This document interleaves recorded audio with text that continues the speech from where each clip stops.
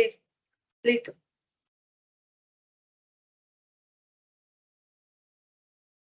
Muy buenas tardes a todos. El Jardín Botánico de Bogotá, José Celestino Mutis, y en nombres de las directivas de nuestra institución, en cabeza de la directora Marta Liliana Perdomo y la subdirectora científica Claudia Alexandra Pinzón, le damos una cordial bienvenida a todos los asistentes. Hoy finalizaremos el ciclo de tertulias académicas con esta tertulia titulada Polinización y transcriptómica de especies de Cleomaceae que exhiben diferentes sistemas de polinización.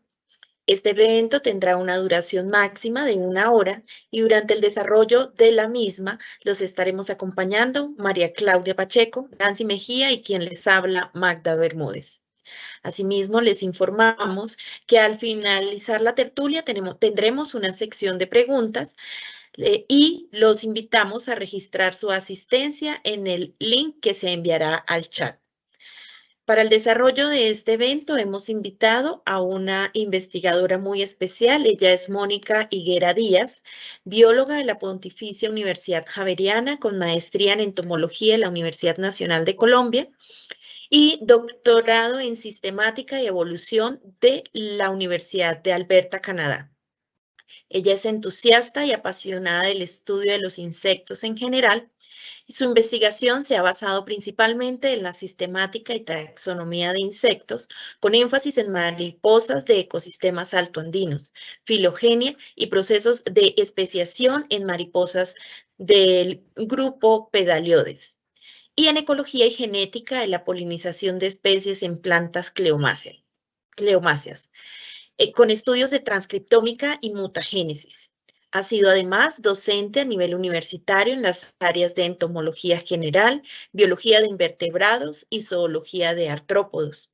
Ha participado además en caracterizaciones biológicas en sitios de la región de la Amazonía, en la zona andina, Caribe y Orinoquía, con énfasis en grupos de insectos bioindicadores como mariposas, hormigas y escarabajos coprófagos.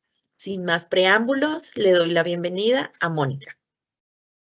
Ay, muchísimas gracias, Magda, por esta presentación y por esta invitación. Quiero agradecerle muchísimo al Jardín Botánico por tener la oportunidad de compartir esta charla con ustedes.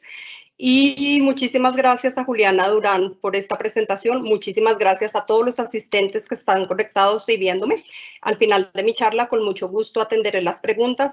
Y si se nos acaba el tiempo, yo voy a colocar mi email y con mucho gusto pueden escribirme y responderé a todas las preguntas que tengan extras. Entonces, hoy yo les voy a hablar de una parte de mi disertación doctoral. Y el estudio fue llevado a cabo en Canadá, en Edmonton, en la provincia de Alberta. Mi doctorado fue financiado por Colciencia y para la primera parte de mi tesis tuve un fondo, una beca de la Asociación de Conservación de Alberta por $10,000 y mi supervisora tenía un ENSER que también ayudó como a financiar parte de este proyecto. Entonces, vamos a recordar qué es la polinización. La polinización es la transferencia de granos de polen desde la antera de una flor al pistilo de otra flor de la misma especie. La polinización puede ser llevada por vectores abióticos, como lo son el agua y el viento, pero también puede ser llevada a cabo por vectores bióticos. En este ejemplo, acá yo les muestro muchos de los animales que pueden polinizar las plantas. Acá observamos murciélagos, pequeños roedores, polillas, avispas, abejas, escarabajos, mariposas y colibríes. En esta presentación yo me enfocaré en la polinización llevada a cabo por vectores bióticos, especialmente en insectos y otros artrópodos. Se conocen generalmente dos sistemas de polinización. En el sistema de polinización generalista, las flores son simples y generalmente las recompensas para los polinizadores, que son el néctar y el polen, están expuestas. Entonces, nosotros vemos una flor que en este caso está siendo visitada por diferentes tipos de insectos, como son las mariposas, los escarabajos, moscas, abejas y avispas. A esta flor también pueden llegar aves y mamíferos, pero llegan más insectos. Ellos son visitantes ocasionales. Y en sistemas de polinización especialistas, nosotros vemos unas flores con una morfología un poco más compleja, que están adaptadas a diferentes gremios de polinizadores, y las recompensas generalmente se encuentran ocultas. Entonces, en este caso vemos una flor roja que tiene la corola, los pétalos fusionados en una corola y está siendo visitada por un colibrí. Acá vemos una polilla con una probóscide muy larga que se está alimentando del néctar de la base de esta flor. Y acá vemos un murciélago que también va a polinizar estas plantas.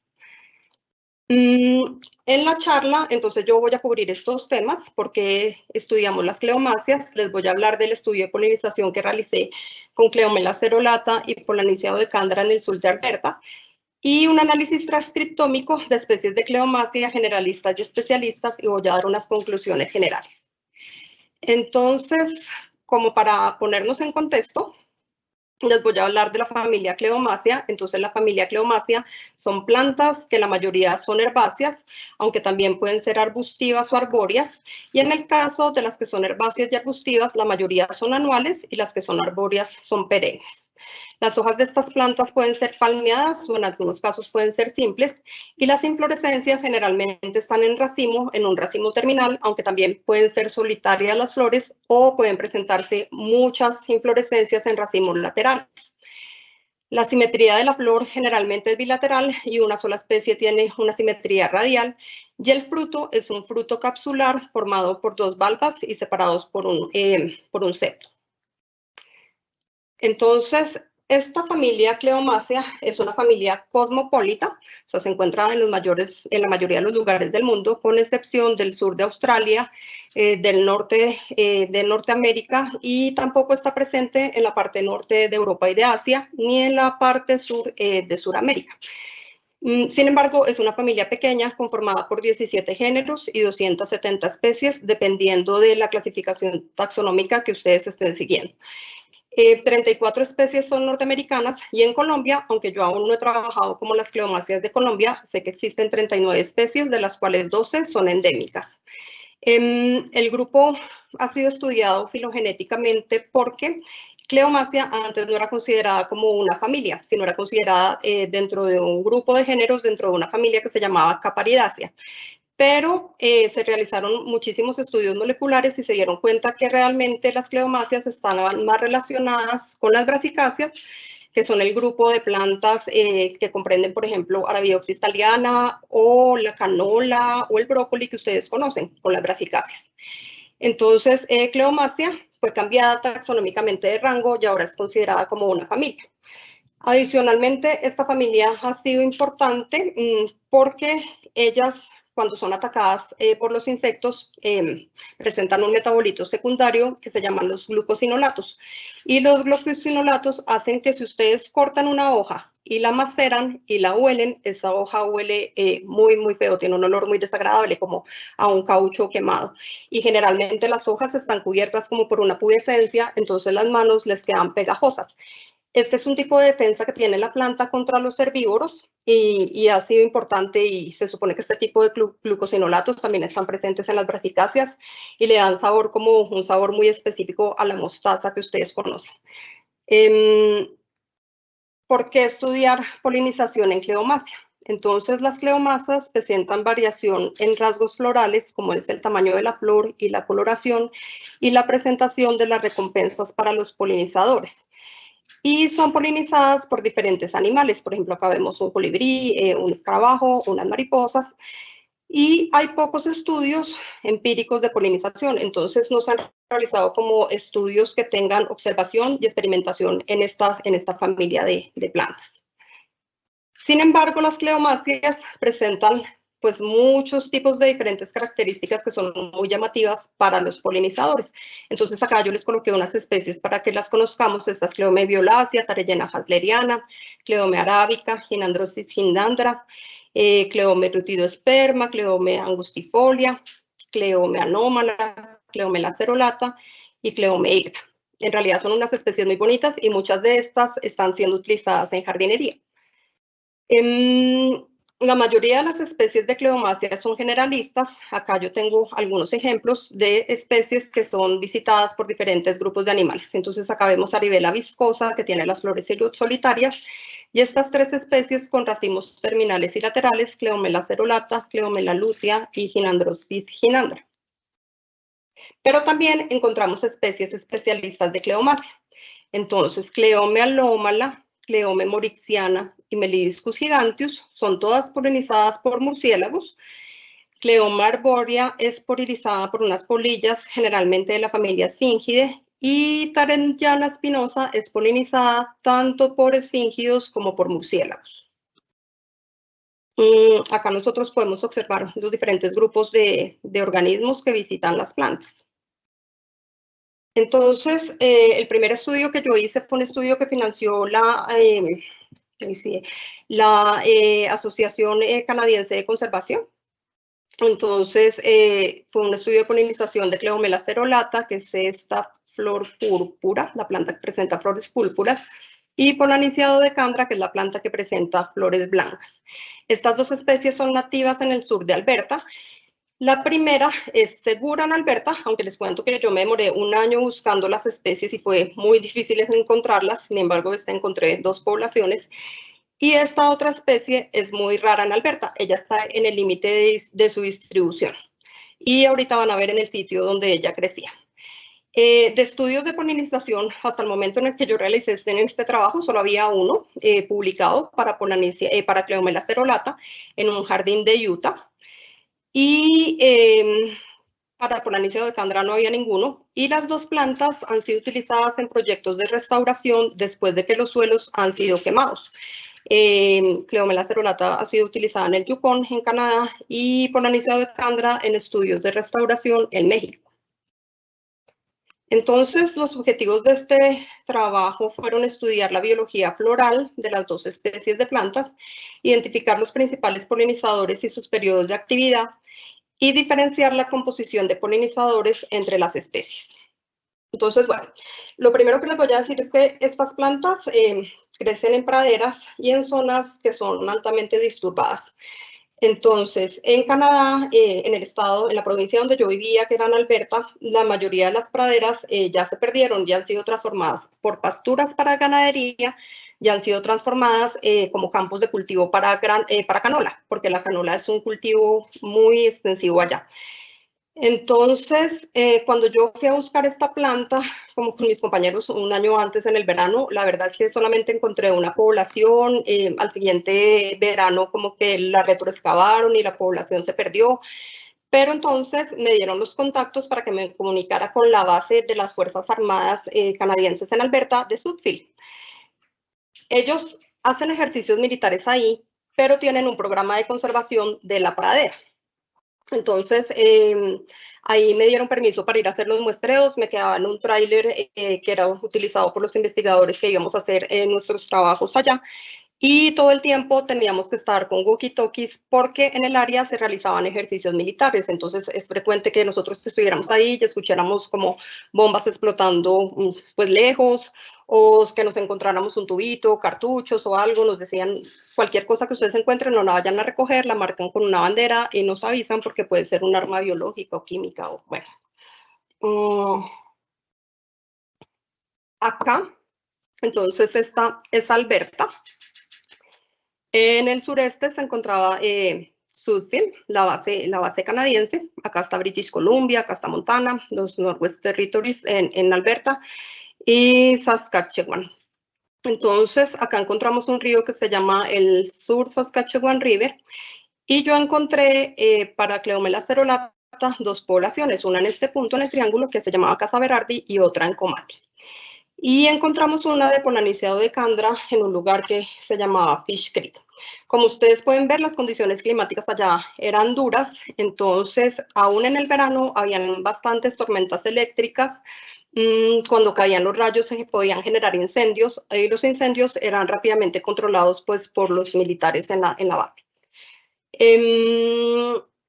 Acá podemos ver estas pequeñitas plantas que están acá, herbáceas, son las Polanicias dodecandras que crecían, ya les muestro dónde. Bueno, esto es como un panorama general del paisaje, por ejemplo, yo estaba haciendo los muestreos. Y este punto que ustedes ven acá, que casi se cae despeñada por el barranco, soy yo. Y acá están como todas las plantas que estábamos muestreando en la base de la ribera del río. Él fue mi primer asistente de campo en el 2013. Se llama Jared Bernard y está haciendo un doctorado en la Universidad de Hawái, muy entusiasta de los insectos. Y nosotros realizamos 2 salidas de campo en el verano, de junio a agosto, en el 2013 y en el 2014. Entonces, no sé si ustedes recuerdan las noticias que en el 2013 en Canadá hubo unas inundaciones muy fuertes en Alberta. Esta población de Comari solamente fue posible muestrearla en el 2013 porque para finalizar el muestreo en el 2014, pues en el 2013 llegó la inundación y se llevó la población. Cuando nosotros regresamos al otro año, estas plantas que estaban acá ya no existían, eso todo se lo llevó como el lodo de la inundación. Y acá está la Polanizeo de Candra para Fish Creek. Entonces, esta es Cleomela cerulata. Acá ustedes pueden ver el racimo terminal con el polen que está siendo listo para ser transportado por los polinizadores. Acá vemos una especie de bombus que frecuentó a la planta. En la base, ustedes pueden observar acá una gota de néctar muy viscoso y grande. Y acá, cuando yo removí los pétalos y los sépalos, entonces pueden ver el nectario laminar. Esta era la glándula de néctar que producía esta gota. En Polanizeo de Candra, entonces nosotros también podemos ver una inflorescencia en racimo terminal. Y esta especie era visitada muchísimo por estas abejitas que la forrajeaban por polen. Acá nosotros podemos ver el néctar que está siendo secretado, acá lo limpié, entonces podemos ver esta glándula del néctar cóncava anaranjada que producía la gota de néctar. Yo observé las 2 plantas bajo la luz ultravioleta para ver si alguna de ellas presentaba guías de néctar. Entonces, bajo la luz ultravioleta, la Polanizeo de Candra presentaba un néctar bioluminiscente. Entonces, acá nosotros lo podemos ver. Cleomela cerulata no presentaba guías de néctar. Entonces, ¿qué encontramos? Acá voy a traducir, pero pues yo les explico. Entonces, el periodo de floración para Cleomela cerulata empezaba a principios o a finales de julio, para Polanizeo de Candra a finales de junio o a inicios de julio. Para Cleomela cerulata el periodo de floración fue de 2 meses y medio, el de Polanizeo de Candra fue de 3 meses. Y las flores, cada una de estas flores de la inflorescencia, para Cleomela cerulata duraban más o menos 5 días, para Polanizeo de Candra más o menos 6 días. Y la antesis, que es el momento en que las anteras liberan el polen y que el polen ya está maduro para ser transportado y polinizar otra planta, era nocturna para las 2 especies. Se cree que la antesis nocturna de estas especies es una característica ancestral. Entonces, en principio, ellas abren sus flores de noche, la apertura de las flores es de noche, y son visitadas por polinizadores nocturnos. La dehiscencia de las anteras se produce 7 horas después de la antesis y gradualmente después de la antesis. Y el estigma fue receptivo para Cleomela cerulata 7 horas después de la antesis y 4 días antes de la antesis para Polanizeo de Candra. ¿Esto qué quiere decir? Que como el estigma ya estaba receptivo, es probable que antes de que la flor abriera sus pétalos ya hubiera estado polinizada y el fruto se empezara a desarrollar. Ella es mi asistente del 2014, se llama Jenny Klinninger. Está trabajando con una asociación de conservación en Alberta, en Canadá, y ella también era muy entusiasta. Entonces, nosotros determinamos el volumen de néctar y la concentración de azúcar para las 2 especies. Para esto, las inflorescencias las cubrimos el día anterior para excluir los visitantes y realizamos un muestreo cada 2 horas de 8 de la mañana a 10 de la noche. Y muestreamos el néctar de 10 flores en 50 plantas. Entonces, esto fue lo que encontramos. A ver, Cleomela cerulata produjo el mayor volumen de néctar de 8 a 10 de la mañana, mientras que Polanizeo de Candra produjo más néctar de 10 a 12 del mediodía. La concentración de azúcar para Cleomela cerulata fue estable a lo largo del día, mientras que la concentración de azúcar en el néctar de poliniciado de Cándara fue más alta en las noches. Entonces, para mirar los visitantes florales, nosotros elegimos 20 grupos de 5 plantas. Nos sentábamos y observábamos a todos los visitantes que venían a ellas en intervalos de 10 minutos y realizábamos una grabación de voz. Todos esos datos después fueron tabulados y sacamos como los periodos de actividad de los visitantes florales. Como las flores se abrían de noche, o sea, la antesis era nocturna, nosotros decidimos, bueno, yo decidí realizar un muestreo de 6 de la mañana a 2 de la mañana, aunque el primer día estuvimos como de 6 de la mañana a 4 de la mañana. Sin embargo, ustedes se imaginan que en esta pradera y en este río, ya después de las 2 de la mañana la temperatura bajaba muchísimo, el viento era brutal, entonces no valía la pena como estar ahí observando los polinizadores porque ya no llegaban. Y lo otro es que tampoco podía estarme como con mis asistentes de campo en esa jornada tan exhausta porque pues tenían igual que descansar. Pero ya después, o sea, ya fuimos 2 veces, estuvimos hasta las 4 de la mañana, ya nos dimos cuenta que después de las 2 de la mañana no llegaba ningún visitante, entonces hasta esa hora se realizaron los muestreos. ¿Qué fue lo que encontramos? Para todo el muestreo en general encontramos 2.206 insectos, los cuales no fueron colectados todos, lo único que yo colecté fue como 1 o 2 morfotipos por insecto, 13 arañas, 9, y que pertenecían a 9 órdenes, 49 familias y 152 especies.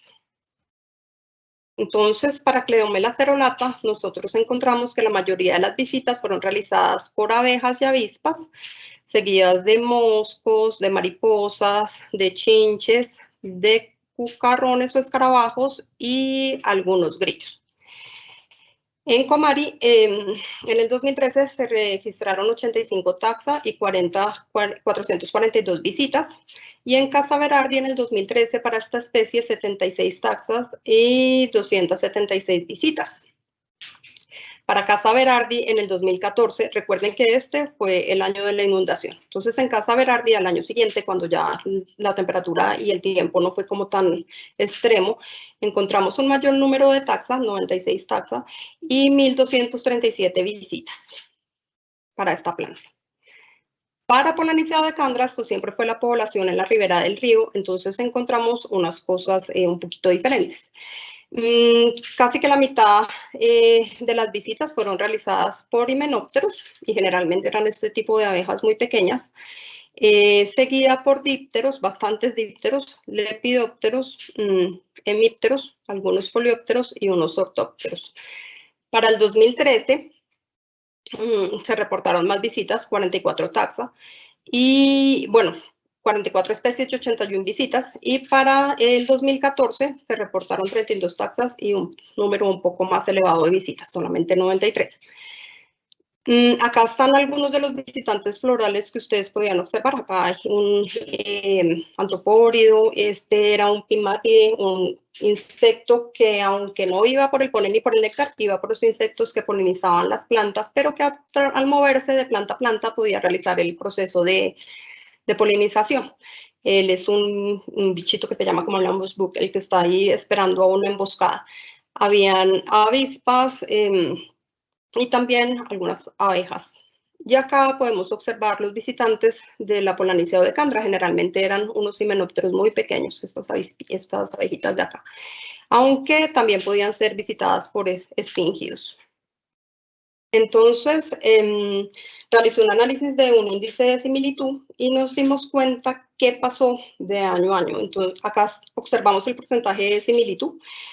0 significa que la composición de las comunidades de insectos entre las zonas eran diferentes y 100 es que no había ninguna variación en la composición de las comunidades de insectos.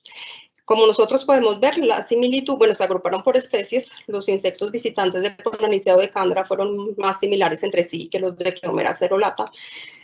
Pero entonces, acá vemos que la comunidad de las especies fue diferente año tras año, porque solo comparten un índice de similitud como del 20%, eso que significa que el 80% restante era diferente. Y esto puede ser debido a la inundación que pasó y a esas condiciones climáticas tan extremas que hubo en el 2013. Y para Cleomela cerulata, entonces la composición de insectos se agrupó como esperábamos de acuerdo al año, entonces fueron más similares, se compartieron casi que el 50% de similitud. Las especies encontradas en Comari y en Casa Berardi para el 2013 y entre ellas compartieron más o menos el 45% de similitud con el muestreo del 2014. Entonces, ¿qué concluimos acá? Que las especies estudiadas son generalistas, pero son polinizadas por diferentes gremios, que ambas especies abren sus flores de noche, presentan una polinización cruzada facultativa, pero difieren en cuanto a la coloración, las guías del néctar y la presentación del mismo. Y ambas especies son un recurso efectivo de néctar y polen para los polinizadores y pueden ser usadas para la conservación de polinizadores nativos en praderas naturales. Ahora, perdón. Les voy a mostrar una segunda parte de mi investigación. Entonces yo realicé un análisis transcriptómico. Los análisis transcriptómicos se realizan cuando uno quiere saber cuáles genes están siendo expresados en un tejido en determinado momento del desarrollo de un individuo. Entonces, lo que nosotros utilizamos, lo que yo quería hacer era utilizar transcriptomas para comparar repertorios de genes entre sistemas de polinización generalistas y sistemas de polinización especialistas.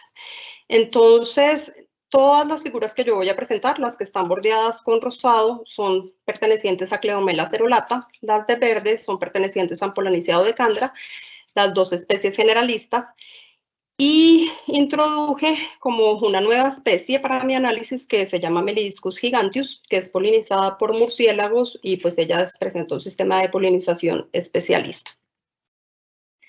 Entonces, ¿qué hicimos acá?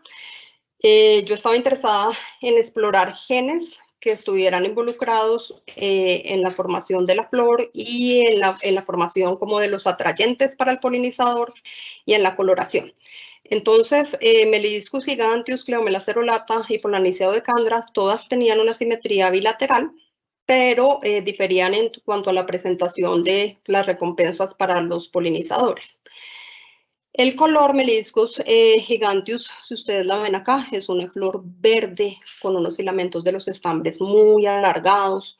Ampelorhynchia decandra tiene una flor, Cleomela cerulata tiene una flor púrpura, perdón, y Ampelorhynchia decandra una flor blanca.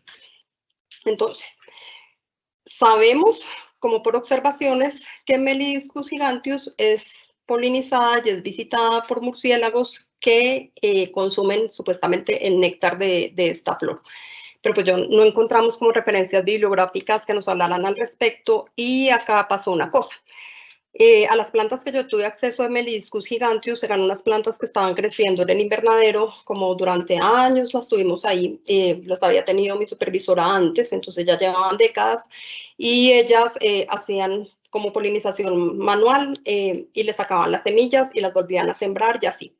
O sea que estas plantas a las que yo tuve acceso nunca fueron polinizadas por un polinizador natural, o sea, ya nunca les visitó el murciélago.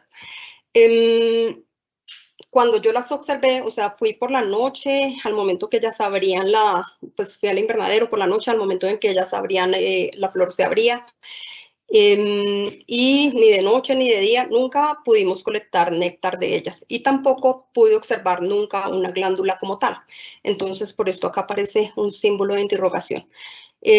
Supongo que en la base de la flor, en el pistilo, hay unas células que están asociadas a la secreción del néctar porque no tienen nectario como tal.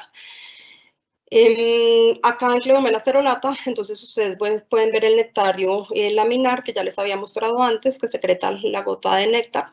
Y en Ampelorhynchia decandra, este nectario cóncavo que tiene forma de copa, que es anaranjado. Entonces, lo que yo hice fue extraer el RNA de las inflorescencias terminales de cada una de estas plantas y las muestras las envié a la Universidad de Laval y las secuenciaron en un instrumento que se llama Illumina HiSeq. Esto es un método de secuenciación de la nueva generación de la secuenciación donde ustedes al final obtienen como todos los genes que estaban expresados en ese tejido. Y es una gran cantidad de datos. Después de recibir los datos en crudo, entonces realicé un ensamblaje con un programa que se llama Trinity y saqué un transcriptoma de referencia en el cual fueron excluidos como las copias de los genes y las isoformas. Entonces yo solamente tenía como un solo transcripto para cada uno de los genes, sin las copias. Después realicé una anotación funcional de los genes con un programa que se llama Blast2Go y seleccioné unos genes candidatos para la producción de antocianinas, que son los compuestos que le dan el color a las flores, para la simetría floral y para la formación de la glándula del néctar. Entonces, estos fueron los resultados de la secuenciación de Illumina y el ensamblaje de Trinity. Esto era un archivo por cada una de las especies, para cada uno de los dados de la cadena de DNA complementario. Obtuve más de 15 gigabytes de datos. Entonces era como en total, era como más de 100 gigabytes de datos y a los que se les tenía que hacer el análisis. Solo fue posible realizarlo en los clústeres de la Universidad de Alberta porque en el computador normal eso no se puede. Y el análisis se demoró meses. Entonces uno tiene que colocar bien los scripts y siempre estar pendiente que el programa siga corriendo y que su computador pueda estar prendido todo ese tiempo.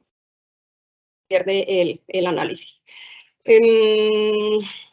A ver, aquí encontré para Cleomela cerulata más de 96 millones de lecturas, para Melidiscus giganteus 130 millones de lecturas y para el polinizado de Candra 84 millones de lecturas. Los promedios de cada uno de las lecturas cortas que obtuvimos fueron 100 nucleótidos y se presentaron como los contigs únicos. Para esta especie fueron 76.000, para esta 55.000 y para Polinizado de Candra 47.000. Cuando los analicé, entonces esto fue lo que encontramos. En el momento de la floración, cuando hicimos el análisis, entonces para Melidiscus giganteus encontramos 17.298 transcriptos, para Cleomela cerulata 24.264 transcriptos y para Polinizado de Candra 15.504 transcriptos. Y nosotros encontramos que las especies generalistas compartían un número mayor de transcriptos que las especies generalistas comparadas con la especie especialista. Y la que presentaba un mayor grupo de genes únicos fue Cleomela cerulata, que presentó 2.983 genes únicos. Entonces, después realicé unas anotaciones relacionadas con los términos florales y de polinización, y me di cuenta que estos términos de lo que encontramos, por ejemplo, los genes que están involucrados en la acumulación de antocianina en tejidos en respuesta a la luz ultravioleta, son similares entre las tres especies, siendo un poco mayor para Cleomela cerulata y menor para Polinizado de Candra. Lo mismo los genes presentes para la regulación de procesos metabólicos de la antocianina, para la secreción de néctar. Entonces, miren, si se fijan, encontramos una gran cantidad de genes relacionados con la secreción de néctar para la especie que tiene la flor verde, que fue la que yo no le pude extraer el néctar en el invernadero, o sea que ellas sí deben estar produciendo ese néctar. Y también hubo mucha similitud en los genes que estaban involucrados en el desarrollo del nectario y en los genes que estaban involucrados en la regulación negativa de las antocianinas.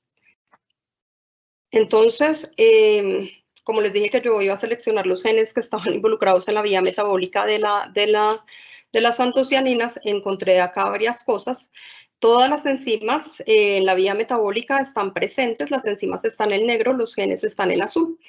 ¿Cuál fue la única diferencia que yo encontré entre los tres grupos de especies? Que esta enzima, que es la glutatión transferasa 5, está presente únicamente en Melidiscus giganteus, que es esta especie, la de la flor verde, y la glutatión transferasa 6, está ausente en Melidiscus giganteus. Y la idea siguiente era como realizar un análisis de estos genes en la planta, silenciarlos y mirar si había algún cambio en la coloración de la planta, pero no, esta planta no pues no fue posible hacerle un proceso de manipulación genética. También encontró unos genes candidatos para la formación de la glándula del néctar. Entonces, los que tenían una glándula de néctar bien formados, que son Cleomela cerulata y Polaniciado de Candra, tenían este gen que se llama Abnormal Floral Organs y tenían a JAVI2. Los tres tenían a Crab's Claw, que es un gen que también están involucrados en la formación de la glándula de néctar. Y este gen JAVI5 y Inner estaba solo presente en Melidiscus giganteus. Entonces, con algunos de estos genes se realizaron unos procesos pues para tratar de transformar algunas plantas, pero eso les voy a hablar ahorita a continuación. Las conclusiones de este capítulo fueron que los transcriptomas florales de las dos especies fueron más similares entre sí, y en general los transcriptomas florales tuvieron un repertorio similar de genes a pesar de exhibir un diferente sistema de polinización. Identificamos genes asociados a características florales importantes para la atracción de los polinizadores. Entonces, pasemos a la siguiente diapositiva y les voy a mostrar acá. Otro capítulo de mi tesis, pero que no lo traje acá para mostrarles, fue un procedimiento que se llama virus induciendo el silenciamiento genético. Entonces, ahí, ¿qué era lo que yo estaba tratando de hacer? Seleccionar unos genes que estaban involucrados en ese proceso floral de las características a las que yo elegí. Y lo que íbamos a hacer era como apagar esos genes o bajar la regulación de los genes y exponerlos a los polinizadores. Sin embargo, las dos especies de plantas pues, con las que tuve que trabajar allá en la universidad no fueron como... Una, no la pude crecer en el invernadero, fue terrible, o sea, siempre se enfermaba, le salían hongos, no crecía, al final me dio una alergia al polen de ella, entonces no se pudo. La planta morada fue una planta muy ingrata. Y la planta blanca, ella, aunque sí pudimos bajar la regulación de los genes, solamente lo pudimos hacer con un gen que nos codificaba para la coloración de las hojas. Entonces, cuando apagamos ese gen o bajamos la regulación, nosotros encontramos diferentes morfotipos en las hojas que ya no eran verdes, sino eran blancas o blancas punteadas o algunas sí verdes, pero verdes más claritas. En esas plantas que se llamaban, bueno, las polanicias, hice un análisis con un gen que está involucrado en la simetría floral que se llama el TCP. Pero entonces, como que el experimento no pudo ser replicado, o sea, crecíamos muchas plantas y solamente se transformaba como solamente una, tenía las características alteradas. Entonces, utilizamos una especie que es como más manejable para realizar estos procesos de silenciamiento génico que se llama Cleome violacea. Cleome violacea era la morada con puntos azules que yo les mostré. Acá sí pudimos silenciar efectivamente los genes para la simetría floral, pero como tenían un gen marcador para que tú veas que el proceso sí sirve o no, entonces no sabíamos bien, aparte de cómo quedaba la flor, algunas veces perdió como coloración también en los pétalos, entonces no fue posible como realizar los experimentos con los polinizadores. Pero estos estudios están publicados en esta revista que es Applications in Plant Science. Y si ustedes están interesados, entonces yo les puedo compartir el artículo. Y la primera parte también está publicada en una revista que se llama Botany. Y las dos pues son pagas por suscripción, pero con mucho gusto si me escriben yo les puedo compartir una copia de los artículos. También a las plantas les realizamos un proceso de mutagénesis. Entonces sumergimos las semillas en un agente mutagénico, fueron muchas, más de 5.000 plantas, las crecimos en el invernadero, pero estas plantas, o sea, no sé, jugamos con la concentración del agente mutágeno, pero siempre, a pesar de que la concentración del agente mutágeno fuera baja, ellas siempre fueron estériles, entonces no pudimos tener como la segunda generación de esas plantas para poder ser expuestas a los polinizadores. Pero fueron unos estudios muy interesantes y las otras dos partes de mi disertación van a ser publicadas próximamente. Aquí, para finalizar, les quiero mostrar al grupo ciudadanos científicos del Jardín Botánico, a uno de los grupos que asistieron ayer conmigo a un taller de polinización y con los que pasamos un día lleno de preguntas y de experimentación con los polinizadores y las plantas de un jardín en el Jardín Botánico de Bogotá. Y me sentí súper feliz de poder estar con todos ustedes. Si alguno de ustedes me está viendo, entonces estoy feliz de que me vean y me pueden preguntar. Ustedes ya tienen mi celular, mi mail y podemos estar siempre en contacto. Y finalmente quiero agradecer pues a mis supervisoras y a todas las fundaciones que patrocinaron o financiaron mi proyecto de tesis. Y finalmente, quiero saber si tienen preguntas. Si yo no puedo contestar alguna de las preguntas que tengan o si tienen preguntas adicionales o si quieren una copia de los artículos, me pueden escribir a mi mail y con mucho gusto yo los contactaré. Mónica, muchísimas gracias por tu presentación. Maravilloso todo este proceso, muy lindo. Bueno, en este momento, pues invitamos a las personas que tienen preguntas, que tienen comentarios. Ya nos están empezando a llegar y dice Natalia, muy lindo tu trabajo. ¿Tú caracterizaste químicamente el néctar? No caracterizamos químicamente el néctar y tampoco hice nada con respecto como a las esencias que producía la planta, porque es que fue un trabajo enorme.